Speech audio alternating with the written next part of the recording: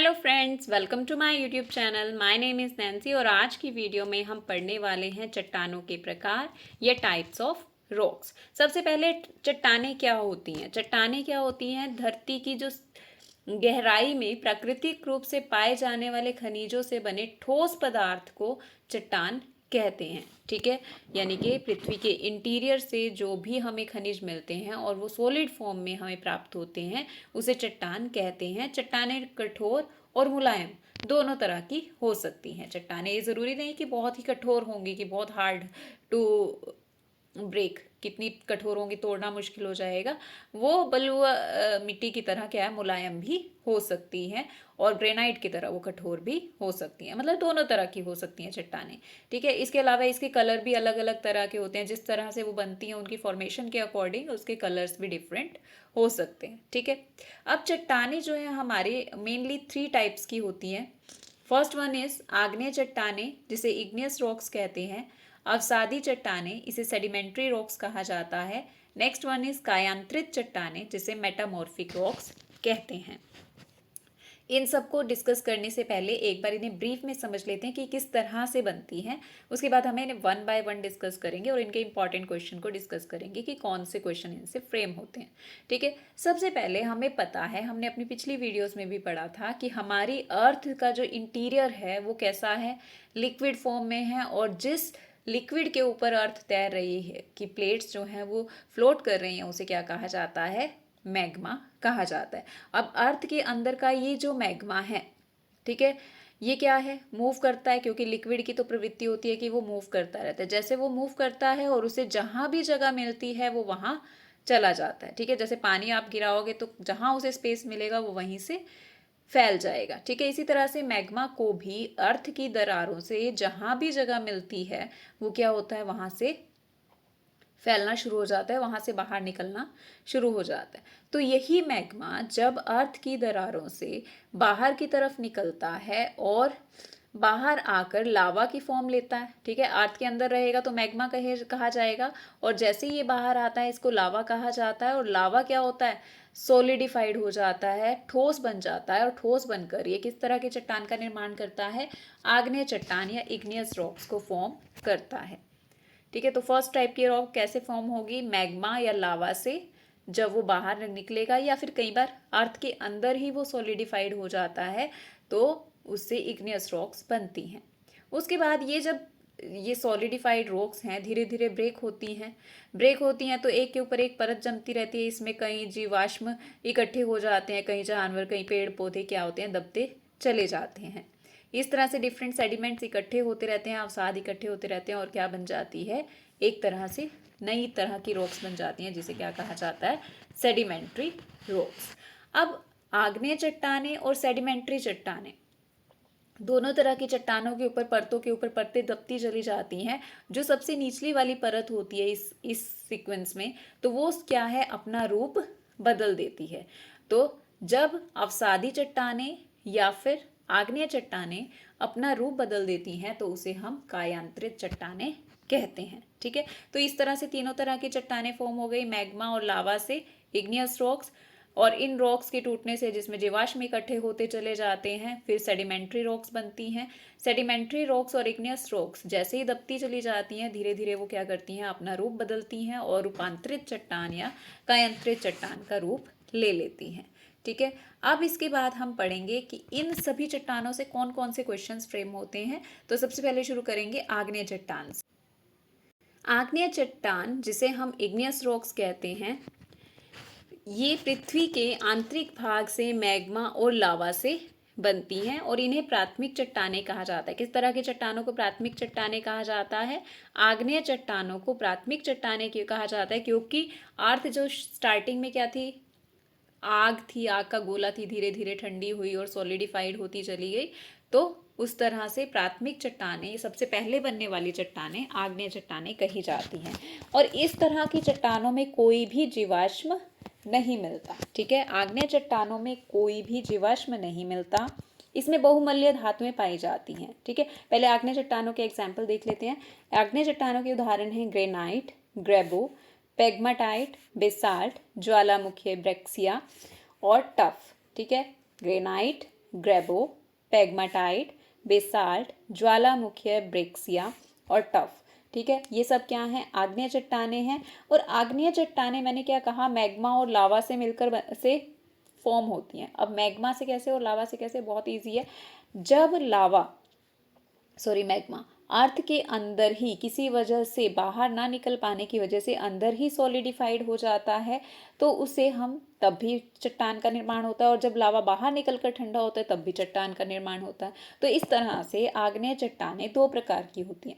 एक होती हैं अंतर्भेदी आग्नेय चट्टानें और दूसरी होती हैं बहिर्वेदी आग्नेय चट्टानें। अंतर्भेदी आग्नेय चट्टानें यानी कि अंदर ही बनने वाली आग्नेय चट्टानें, यानी कि धरती के अंदर ही चट्टानें बन जाती हैं, उन्हें अंतर्भेदी कहा जाता है। और जब लावा मैग्मा बाहर निकलता है और तब चट्टान का रूप लेता है तो उसे बहिर्भेदी आग्नेय चट्टान कहते हैं। ठीक है, यानी कि जैसे अर्थ की सरफेस के अंदर क्या होता है? लावा है, मैग्मा है। मैग्मा क्या करता है? अर्थ की क्रस्ट तक पहुंचने की कोशिश करता है, पर रास्ते में क्या होता है? किसी चट्टान या किसी अवरोध की वजह से वो बाहर नहीं निकल पाता और नीचे ही सॉलिडिफाइड हो जाता है। तो इस तरह से चट्टान बनती है, इसे अंतर्भेदीय चट्टान कहते हैं। और जब लावा अर्थ से बाहर, दरार से बाहर निकल आता है और चट्टान का निर्माण करता है तो उसे बहिर्भेदी आग्नेय चट्टान कहते हैं। ठीक है, अब अंतर्भेदी आग्नेय चट्टान से बहुत से क्वेश्चन बनते हैं कि किस किस शेप में वो जमने लगता है और किस तरह की चट्टान का निर्माण करता है। तो जो अंतर्भेदीय चट्टानें हैं वो अलग अलग शेप्स का निर्माण करती हैं, जिसमें सबसे मेन है बेथोलिथ, लेकोलिथ और इसके बाद आएगा लैपोलिथ और फोकोलिथ। ठीक है, अब बैथोलिथ और लेकोलिथ दोनों लगभग सिमिलर सी शेप होती हैं। दोनों ही तरह की चट्टानें क्या होती हैं? गुंबद के आकार की होती हैं। अब जैसे ये लावा है, ठीक है, ये अर्थ की क्रस्ट हो गई, अंदर क्या है? लावा है, मैग्मा है। तो मैग्मा क्या करता है? अंदर गुंबद के आकार में, बहुत बड़े गुंबद के आकार में क्या हो जाता है? सोलिडिफाइड हो जाता है। तो इसे क्या कहा जाता है? बेथोलिथ कहा जाता है। ठीक है, तो बेथोलिथ क्या हो गया? जब लावा मैग्मा अर्थ के अंदर बहुत बड़े एरिया में सॉलिडिफाइड होता है तो उसे बेथोलिथ कहा जाता है।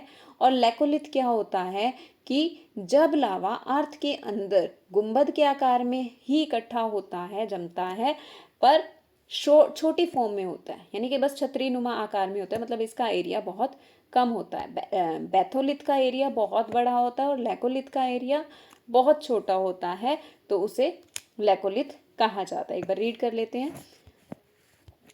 बेथोलिथ यह एक पातालीय पिंड है। पातालीय पिंड यानी कि अर्थ के बहुत ही अंदर बनता है। ये एक बड़े गुंबद के आकार का होता है। लेकोलिथ बेथोलिथ का ही छोटा रूप है। कभी कभी एक बड़े बेथोलिथ के ऊपरी भाग में छोटे लेकोलिथ पाए जाते हैं। एक बड़ा बेथोलिथ बना और उसमें से फिर थोड़ा सा मैग्मा बाहर निकलने की कोशिश करता है और फिर छतरीनुमा आकार में जम जाता है, तो क्या बन जाता है? लेकोलिथ बन जाता है। लेकोलिथ अंतर्भेदी आग्नेय शैल है जो मैग्मा के ऊपर उठकर गुंबद की आकृति में निर्मित होती है। सेम वही चीज है। अब इसके बाद और कौन सी शेप बनती है? लेकोलिथ से ठीक विपरीत। लेकोलिथ कैसे बनती है? छतरी नुमा आकार में बनती है। इसके विपरीत यानी कि छतरी को उल्टा कर दो तो तश्तरी का आकार बनता है। तो लेकोलिथ से ऑपोजिट लैपोलिथ होती है जो तश्तरी के आकार में जमा होती है। दक्षिणी अमेरिका में लैपोलिथ के एग्जाम्पल्स पाए जाते हैं। उसके बाद आता है फैकोलिथ। फैकोलिथ क्या होता है? जब पृथ्वी के अंदर लावा लहरदार जमाव में इकट्ठा होता है, इस तरह से जो है लावा इकट्ठा होता है, लहरें सी बनती हैं, उस तरह से मैग्मा जो है जम जाता है, तो फैकोलिथ टाइप की शैल का निर्माण करता है। You can see in this image, ये रहा मैग्मा चैम्बर। ठीक है, और यहाँ से ये बेथोलिथ का निर्माण कर रहा है। जैसे ही ये लावा क्या है, मैग्मा क्या है, ठंडा हो रहा है, बेथोलिथ का निर्माण कर रहा है। और जैसे ही लावा यहाँ से बाहर निकलने की कोशिश करता है तो ये डाइक का रूप लेता है। डाइक क्या होता है? छोटे छोटे नुकीले शंकु के आकार में जो है लावा जो है वो निकलने लगता है। और यहाँ देखिए ये लावा और बाहर निकलने लगा और लेकोलिथ का निर्माण किया।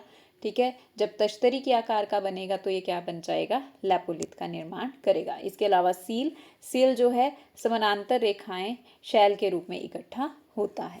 ठीक है, अब आग्नेय चट्टानों से रिलेटेड और कौन से क्वेश्चन बनते हैं। जो अंतर्भेदी आग्नेय चट्टान है इसके क्रिस्टल बड़े शेप के होते हैं, बड़े आकार के होते हैं, और बहिर्भेदी आग्नेय चट्टान में छोटे क्रिस्टल्स पाए जाते हैं। ठीक है, और अगर मतलब बहिर्भेदी आग्नेय चट्टान का एग्जाम्पल पूछा जाए तो बेसाल्ट रहेगा, और अंतर्भेदी आग्नेय चट्टान का एग्जाम्पल पूछा जाए तो ग्रेनाइट रहेगा। ठीक है, ग्रेनाइट अंतर्भेदी हो गई और बहिर्भेदी हो गई हमारी बेसाल्ट। ठीक है, अब आग्नेय चट्टानों में किस किस तत्व की बहुलता पाई जाती है, तो इसमें बहुमूल्य धातुएं मिलती हैं, जैसे चुंबकीय लोहा, निकिल, तांबा, सीसा, जस्ता, क्रोमाइट, मैग्नीज, सोना और प्लेटिनम हमारी आग्नेय चट्टानों से मिलते हैं। और बेसाल्ट, बेसाल्ट किस तरह की चट्टान थी? बेसाल्ट बहिर्भेदी चट्टान थी, जिसमें हमें सबसे ज़्यादा क्या पाया जाता है? लोहे की मात्रा सबसे ज़्यादा पाई जाती है। ठीक है, तो ये थी हमारी आग्नेय चट्टानें। नेक्स्ट टाइप की चट्टानें रहेंगी हमारी अवसादी चट्टानें।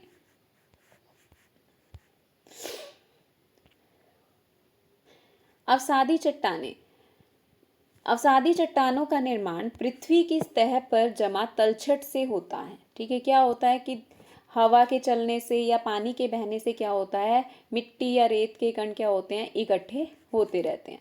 अब जैसे इकट्ठे होते हैं, इसके साथ बहुत से पेड़ पौधे इनकी लेयर्स में दबते चले जाते हैं। जैसे यहाँ पेड़ थे, ठीक है, फिर ऊपर से मिट्टी बहकर आई, उसने उसको नीचे दबा दिया। कोई मृत जीव पड़ा है तो उसके ऊपर मिट्टी की परतें दबती चली गई। धीरे धीरे क्या हुआ कि ये जो मिट्टी की लेयर्स जो थी, ये अवसाद जो थे, धीरे धीरे क्या हो गए? इकट्ठे हुए और दबते चले गए। धीरे धीरे ये दबते चले गए और इन्होंने ठोस रूप ले लिया, जिसे अवसादी चट्टानों का नाम दिया गया। ठीक है, तो अवसादी चट्टानों का निर्माण पृथ्वी की सतह पर जमा तलछट से होता है, और इसके एग्जाम्पल रहेंगे बलुआ पत्थर, चूना पत्थर। ठीक है, और अवसादी चट्टानों में भी कई महत्वपूर्ण खनिज पाए जाते हैं। तो इसमें पाया जाता है कोयला, बॉक्साइट, लेटराइट, नमक, जिप्सम, फास्फेट, मैग्नेसाइट और चूने का पत्थर। तो यहाँ से क्वेश्चन बनता है कि कोयला किस तरह की चट्टानों में पाया जाता है? तो कोयला अवसादी चट्टानों में पाया जाता है। बहुत ईजी है, क्योंकि कोयला किससे बनता है? जीवाश्म के दबने से उसमें जो बदलाव होते हैं तो वो कोयले का निर्माण करता है। पेड़ों के या मृत जानवरों की हड्डियों के दबने से कोयले का निर्माण हुआ। तो इस तरह से यहाँ पर जो खनिज पाए जाते हैं, यहाँ से भी क्वेश्चन बनते हैं कि अवसादी चट्टानों में किस तरह के खनिज पाए जाते हैं। तो अवसादी चट्टानों में कोयला, बॉक्साइट, लेटराइट, नमक, जिप्सम, फास्फेट, मैग्नेटाइट और चूने का पत्थर पाया जाता है। उसके बाद आती हैं हमारी कायांतरित चट्टानें। कायांतरित चट्टानें या रूपांतरित चट्टानें, जिसे मेटामॉर्फिक रॉक्स भी बोला जाता है। अब क्या होता है कि हमारी अवसादी चट्टानें बन गई और आग्नेय चट्टानें बन गई। जब आग्नेय और अवसादी चट्टानें धीरे धीरे अपना रूप बदलती हैं, यानी कि उनकी भी क्या होती है? परत पर परत बनती चली जाती है, और दबाव की वजह से, हीट और प्रेशर की वजह से जो ये चट्टान है, ये क्या करती है? अपना रूप बदल लेती है। जो परतदार चट्टानें या अवसादी चट्टानें हैं और आग्नेय चट्टानें, दोनों तरह की चट्टानें क्या हैं? अपने रूप बदलती हैं और रूपांतरित चट्टानों का निर्माण करती हैं। तो सबसे पहले आग्नेय चट्टानों से बनी रूपांतरित चट्टानें। आग्नेय चट्टानें कौन कौन सी थी? ग्रेनाइट, बेसाल्ट, ग्रेबो और, ठीक है, ग्रेनाइट, बेसाल्ट, ग्रेबो, ये क्या थी? हमारी आग्नेय चट्टानें। तो ग्रेनाइट से नीस बनता है, बेसाल्ट से सिस्ट बनता है और ग्रेबो से सर्पेटाइन बनता है। ठीक है, ग्रेनाइट से नीस, बेसाल्ट से सिस्ट, ग्रेबो से सर्पेटाइन बनता है, यानी कि आग्नेय से रूपांतरित चट्टानें ये बनेंगी। उसके बाद है सेडिमेंट्री रॉक्स से बनी रूपांतरित चट्टानें। ठीक है, तो शैल, जो कि क्या है? सेडिमेंट्री रॉक है, सॉरी, हाँ, सेडिमेंट्री रॉक है, उससे स्लेट बनती है। ठीक है, शैल से स्लेट। चूने के पत्थर में रूपांतरण होने पर वो संगमरमर बन जाता है। बलुआ पत्थर क्वार्ट्जाइट में बदल जाता है। डोलोमाइट भी संगमरमर में बदलता है, यानी कि चूने का पत्थर और डोलोमाइट दोनों किस में बदलते हैं? संगमरमर में बदलते हैं। लिग्नाइट कोयला एंथ्रासाइट कोयला में चेंज हो जाता है। एक बार फिर से रिवाइज करते हैं। शैल स्लेट में बदलती है, चूना पत्थर संगमरमर में, बलुआ पत्थर क्वार्ट्जाइट में, डोलोमाइट संगमरमर में, लिग्नाइट कोयला एंथ्रासाइट कोयला में चेंज हो जाता है। इसके अलावा कई बार रूपांतरित चट्टानें भी जो हैं अपना रूप बदलती हैं, यानी कि रूपांतरित चट्टानें भी रूपांतरण करके कुछ नई तरह की चट्टानें बनती हैं। यहाँ पर स्लेट है तो स्लेट जो है फाइलाइट में बदल जाता है और फाइलाइट जो है फिर से सिस्ट में बदल जाता है। ठीक है, स्लेट फाइलाइट में और फाइलाइट सिस्ट में बदल जाता है। ठीक है, ये रूपांतरण चलता है। अब इस रूपांतरण के साथ साथ हमारा शैल चक्र भी चलता है। अब शैल चक्र क्या होता है? अभी हमने पढ़ा कि सबसे पहले मैग्मा जो है हमारा मैग्मा जो है वो क्या होता है? वोल्केनिक इरप्शन के थ्रू अर्थ से बाहर निकलता है। जब ये अर्थ से बाहर निकलता है या अर्थ के अंदर ही, दोनों तरह से हमने पढ़ लिया। यहाँ पर हम अर्थ के बाहर का एग्जाम्पल लेकर चलते हैं कि बाहर निकलता है और ठंडा होता है और इग्नियस रॉक्स का निर्माण करता है। यानी कि मैग्मा जो है वो किस में बदल जाता है? इग्नियस रॉक्स में बदल जाता है। अब इग्नियस रॉक्स ब्रेकेज होती है, इसमें विदरिंग और इरोजन होता है और विदरिंग और इरोजन की वजह से वो क्या करते हैं? सेडिमेंट्स बन जाते हैं और सेडिमेंट धीरे धीरे इकट्ठा होकर किस में बदल जाते हैं? सेडिमेंट्री रॉक्स में बदल जाते हैं। अब ये सेडिमेंट्री रॉक्स दबाव की वजह से इनके रूप में परिवर्तन हो जाता है और ये किस तरह की रॉक्स में बदलते हैं? मेटामॉर्फिक रॉक्स में बदलते हैं। अब मेटामॉर्फिक रॉक्स जो है रूपांतरित चट्टानें हैं, धीरे धीरे दबाव की वजह से बहुत दबती चली जाती हैं और एक पॉइंट ऐसा आता है कि बहुत ज़्यादा हीट और प्रेशर की वजह से वो फिर से किस में बदल जाती हैं? लिक्विड में बदल जाती हैं, यानी कि मैग्मा में बदल जाती हैं। अब फिर से मैग्मा का निर्माण हो गया। अब फिर वही प्रोसेस चलेगा, मैग्मा से वोल्केनिक इरप्शन होगा, उससे इग्नियस रॉक्स की फॉर्मेशन होगी, इग्नियस रॉक्स से सेडिमेंट्री रॉक्स बनेंगी और सेडिमेंट्री रॉक्स से मेटामॉर्फिक रॉक्स और मेटामॉर्फिक रॉक्स फिर से अपना रूप बदलेंगी और किस में बदल जाएंगी? मैग्मा में। ठीक है, मैग्मा, ज्वालामुखीय विस्फोट, फिर आग्नेय चट्टानें, आग्नेय चट्टानों से अवसादी चट्टानें, अवसादी चट्टानों से रूपांतरित चट्टानें और रूपांतरित चट्टानें क्या हो जाएंगी? फिर से मैग्मा में परिवर्तित हो जाएंगी। ये चक्र चलता ही रहता है। ठीक है, तो ये था हमारा चैप्टर जिसमें हमने चट्टानों के प्रकार और उनकी फॉर्मेशन को समझा। So thank you, have a nice day.